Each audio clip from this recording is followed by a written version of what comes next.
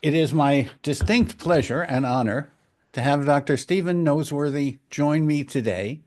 We're going to be talking about proactive primary prevention, not so much symptom reactive care as getting to the causes and therefore knowing what to do to engage nature, nurture, and wholeness.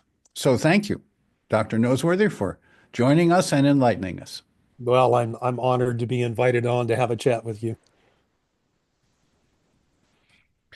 So why did you pick natural medicine as your profession?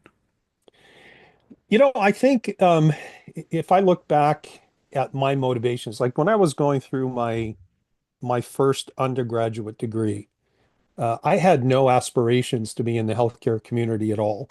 In fact, my first degree was in business and marketing, and once I graduated, I launched into a career in advertising, of all things.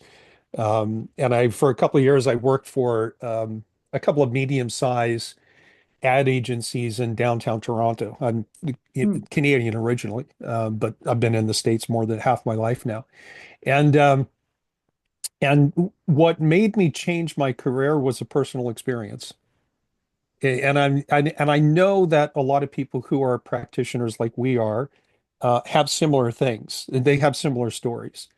And for me, without boring you with the long details of the story, I had had a problem when I was young.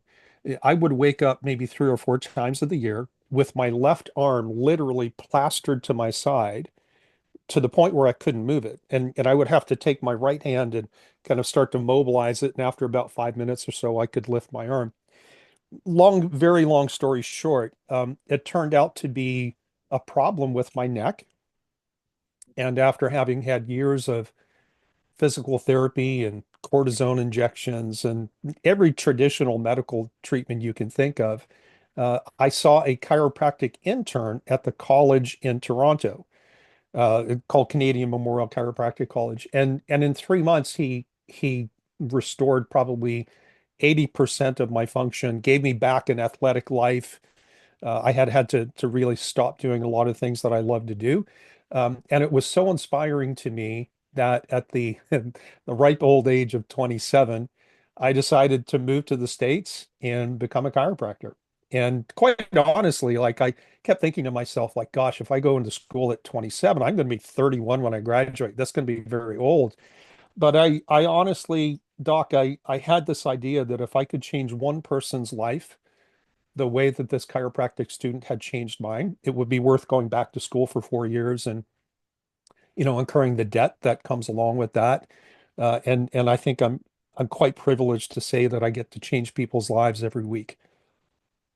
In my tradition, what we say is if you improve the life of one person, you save the world. It's called Yeah. Olam Tikva. And it's our privilege and obligation, I think, to study the causes of good and ill health and therefore be able to help with manipulative arts and a comprehensive approach to evoking human healing responses. Now, I did not learn this in my internal medicine training. I I'm sure didn't you learn didn't. this at the National Institutes of Health, where I was on the permanent senior staff. And I think we made a contribution in improving methodologies and protocols for clinical treatment of everything from heart disease to early colon cancer Right. detection.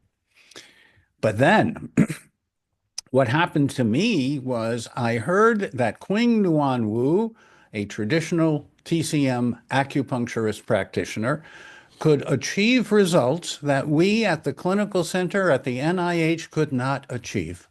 So I went to debunk him and I ended up doing a 7-year apprenticeship with him. And then I had 5 years with Ramamurti Mishra in Ayurveda and yoga.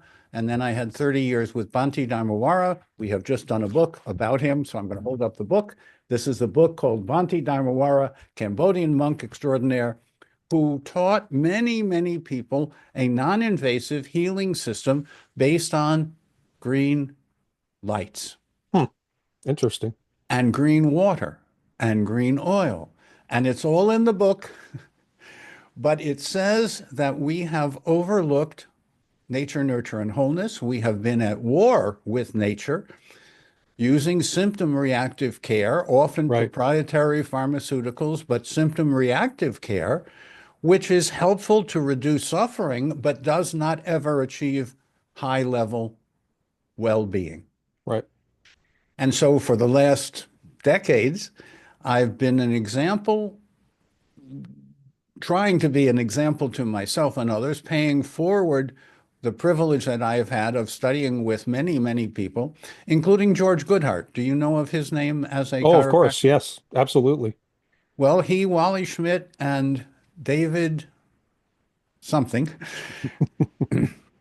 introduced me to kinesiology. Yes. And I thought I knew a little bit about a bunch of things, but I didn't know anything about how the body can be able to reveal itself if you know how to test it. And Wally Schmidt and I did a study because we were doing cell cultures for immune reactivities, Hmm. and he was doing a brilliant job of applied kinesiology, I think in the Carolinas. And what he said was that our test gave him the ability to further test in more detail and confirm that our cell culture was informing him. Our cell culture was giving him insights that he could then very subtly apply this kinesiologic approach and confirmed that our cell culture was worth doing Mm. because T cells have become part of the common parlance. But this was back in the mid 1980s. Oh, yeah. I mean, some of the T cell populations hadn't even been discovered at that point. That's correct. Yeah. That's correct. And I was a coagulationist. I was a blood clotting expert before I became an immunologist. But blood clotting turns out to be related to the immune defense and repair system. Yeah.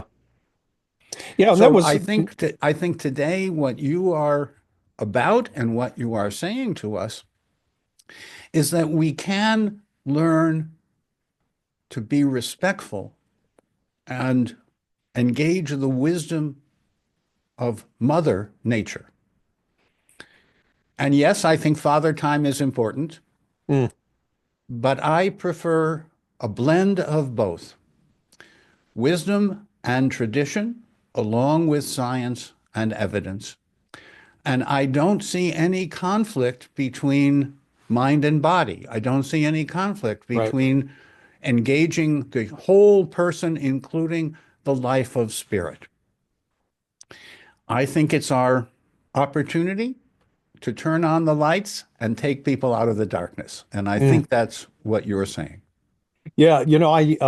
I had an opportunity to meet Wally Schmidt. We were both attending a neurology conference in Atlanta, Georgia. This was back early in my career when I had first started teaching functional medicine.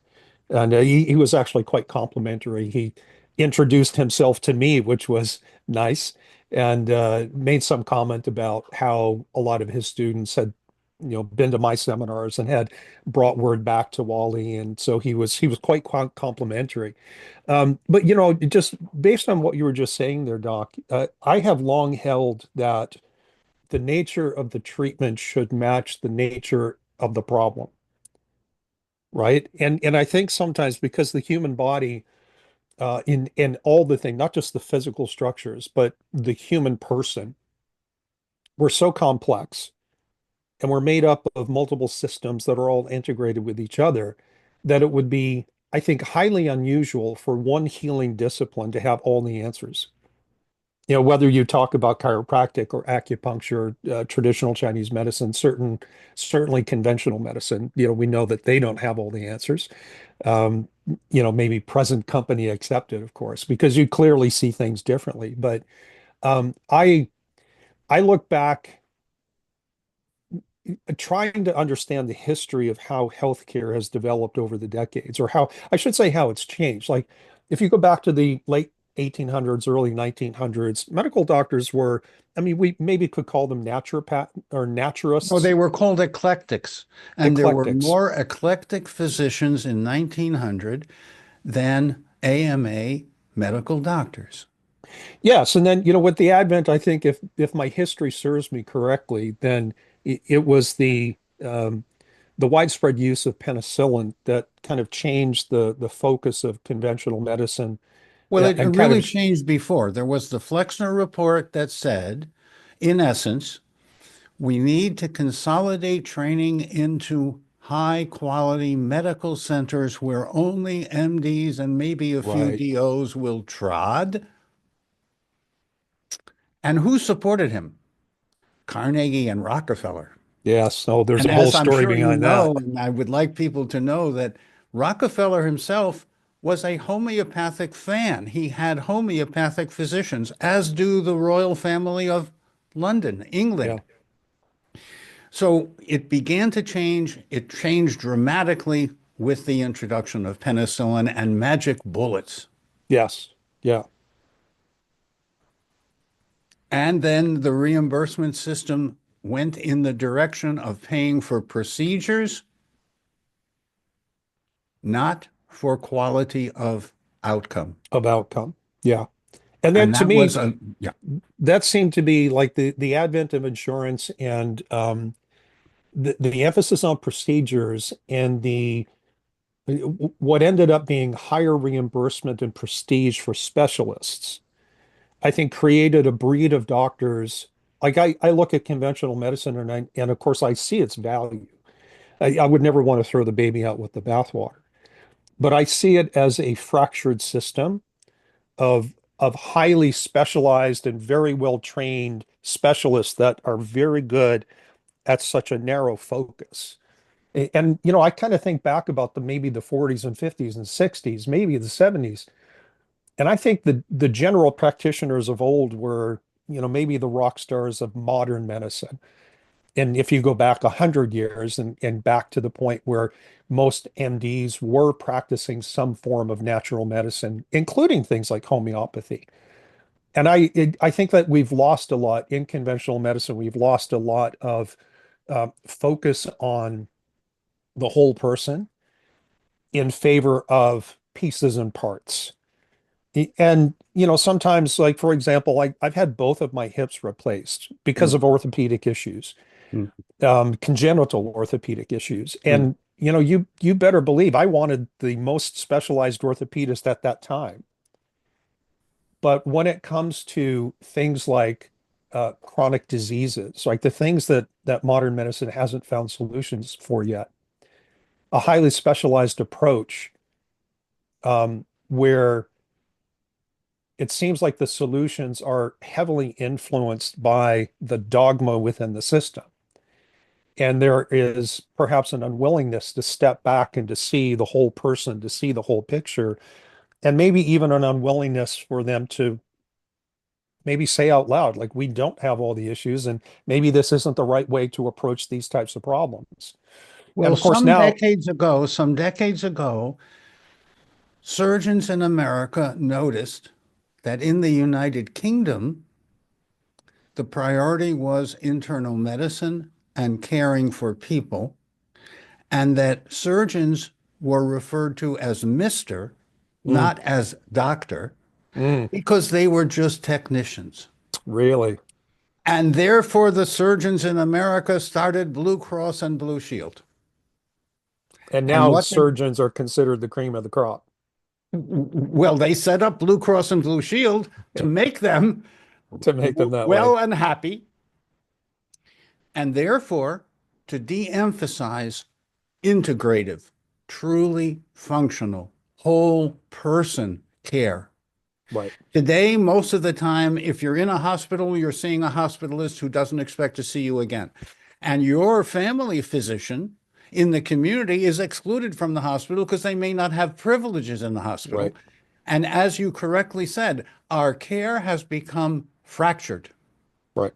and specialized with the intent of doing better, but actually, as you probably know, but the lifespan of Americans has been shortening not lengthening in the last few years for reasons we do understand. And in part, it's because the healthcare system has been driven by procedures Hmm. and mechanisms that interfere with spending enough time to listen to what's really going on with the whole person and then bring a team together to serve that need. It can be done. We've been working on primary prevention as you have for decades, Right. and maybe it's beginning to get some traction. We will wait and see.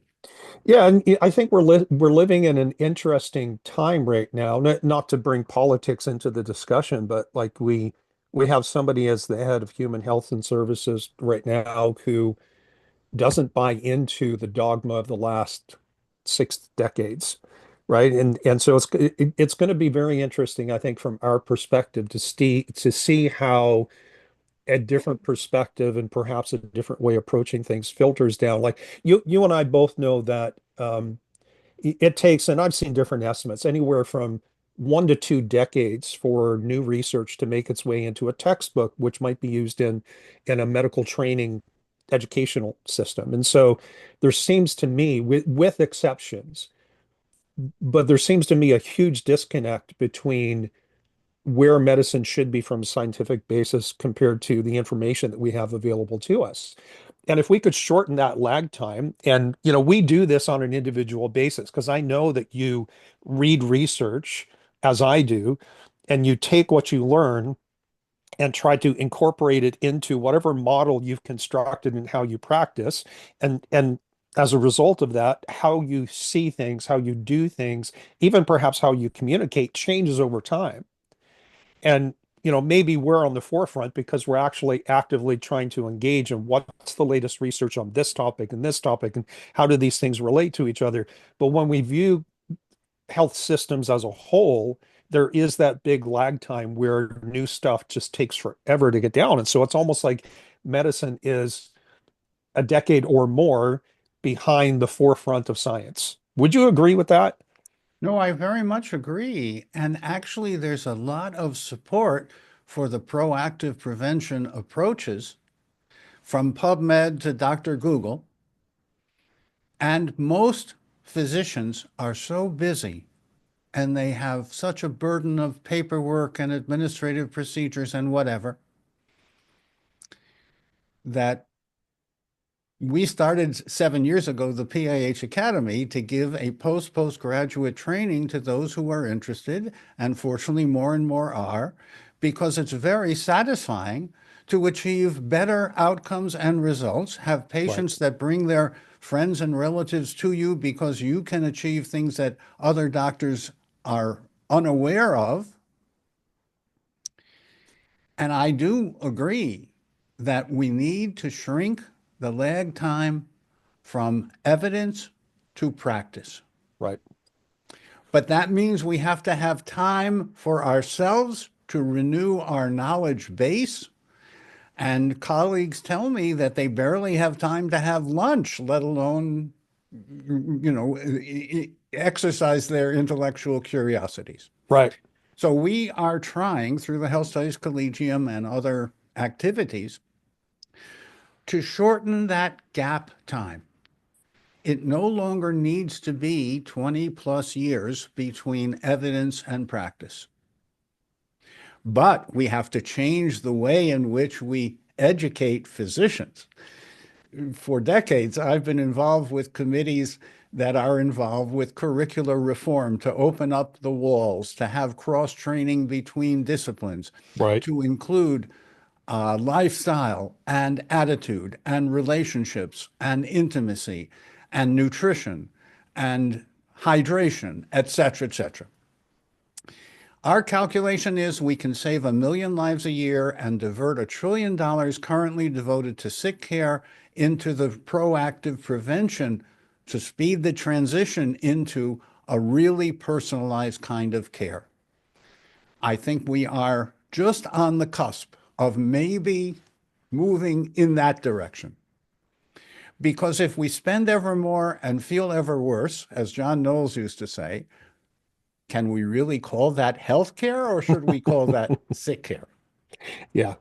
Yeah. And that's, I think that's kind of a mantra of most of us in the alternative medicine world is, we point out it's not healthcare, it's really disease management. And there's no doubt that conventional medicine, allopathic medicine, it does excel in certain circumstances. But, if you need a hammer and all you have is a screwdriver, and if, what's that old saying? If all you have is a hammer, pretty soon everything looks like a nail. And this is one of the dangers of staying siloed, or in your own echo chamber, and only doing the things that you've always done, and maybe trying to find new ways to do the things that you've already done, rather than a mindset that you have where you look at cross and interdisciplinary training. And it's amazing to me just thinking about my own, like when I lecture, sometimes I'll tell my story about my career and how where I am right now. I had no idea 20 years ago that I would be here because I just had no interest. But I met someone at a seminar who opened my eyes to a world that I didn't even know existed, and a new way of thinking and a new way of doing. And in common parlance, it lit my fire. I mean, it created a passion in me that, um, brought me to the point where I am today. And I'm not saying that I've achieved greatness by any set stretch of imagination. And year to year, I hope that I'm a better clinician. And by the way, I'll tell you this, you might enjoy this. Sometimes I define being a better clinician as not messing up as many people this year as I did last year. That's honest and humble and true. Yeah. Yeah. So I think that you and I, and you, this is the second time you and I have spoken, especially in a forum like this. And I just appreciate the attitude and the mindset that you have, because I think that we have a meeting of the minds. And I'm sure we would disagree on some things, but can I ask you a question? Of all the things that you have studied and learned, what have you taken away as the most valuable lesson that helps you to be that better clinician? Using nature's forms of nutrients, hydration, and remembering that good nutrition begins in the kitchen cooking pot, Right. where we recommend a makeover in your kitchen, in your bedroom, in your personal care to reduce by 80% the toxin load on your body today, marinating today in these toxins. And the other 20% we can help you get rid of through diet, hydration, attitude, exercise, activity, and stretching, which is, from my point of view, as important as exercise. And this is what we've incorporated into the Thriving in the 21st Century book Yeah. so that people can have a template from which they can choose what they want to engage first and second, because I didn't, and I don't think you got this in 20 minutes. We come to realize that Mother Nature really is our friend. Mm, And trying to have a war with Mother Nature, in my point of view, will never work. right. Right. So let's get on with it and Yeah. let's restore Sir William Osler to the place that he deserves to be. I read his textbook from 1900 and I'm inspired and informed. He gave a series of lectures called Equanimitas, which is a funny Greek word, but this was a series of lectures to the academic chiefs of his day about how important it is to take care of a whole person and not just a diagnosis. Yeah. Yeah. When I was, if I try to answer my own question about things that have had the most impact, I remember when it was my last year of chiropractic college, so 95, spring of 95. I was even reading research back then. Now, most of it was biomechanical, right? Things that related to my primary discipline. But somewhere along the way, I came across a term in the literature, which was psychoneuroimmunology. And at that point in the early to mid 90s, that was a relatively new thing. And for anyone listening, just very quickly, psychoneuroimmunology is basically about how you think and how you feel has an impact on your immune system. And we can flip that around and say that your immune system can impact how you think and how you feel as well. And that was, if I think back, that was one, not watershed moment is not the right thing because my career didn't really change, but I think that was always in the back of my mind. And I would even wonder to myself sometimes, like we would, and all chiropractors that are in practice have what we might consider miracle stories. Like you adjust somebody and something magical happens. Like it's not uncommon for someone to get an adjustment and to get up off the adjusting table and proclaim the lights are brighter and colors are more vibrant. And so, that all of a sudden should take your mindset out of chiropractic as a just simply a pain treatment to there's something more going on here, right? And so, Absolutely. The classic book that I recommend to people is called Molecules of Emotion mhm, by Candy Pert. She was insightful. She was cross-disciplinary before there were many cross-disciplinary people, but she wrote brilliantly. And I think what you're saying is very important. And if I flip it around, it means mind, body, and spirit are intimately connected, and yeah, therefore we should have respect for all aspects of humanity, right, and that we will be enriched as others get better. And actually, we get sicker when other people around us get sicker. That's called the spreading phenomenon. sure. And it's fascinating to me how much opportunity is overlooked. And yet, in certain areas, as you Mhm. correctly said, the results are brilliant. Yeah. Yeah, I So think that I want a best of both approach. best of all of it, right? And I think like I just taught the name of the seminar is called Mastering Brain Chemistry, but it's really more about brain function. I was just in California a few weeks ago, and this is like a 3-day seminar. We start Friday morning and we don't finish until Sunday night. And I I I have started to at the beginning of this particular seminar just put out there for everyone like I have one goal this weekend, and it's to change how you think about becoming the best clinician you can be.